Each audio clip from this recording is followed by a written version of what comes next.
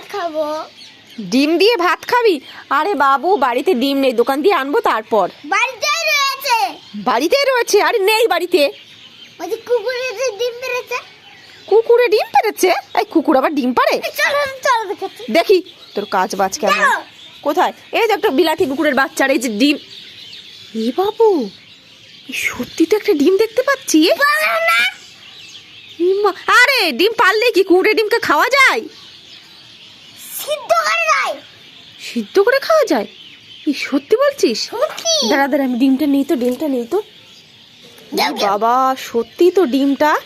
হ্যাঁ, আরে কুকুরটা কিছু বলে না কেন রে? নড়ছেও না আবার। কি রে, এটা কি কুকুর দেখি? কাটা।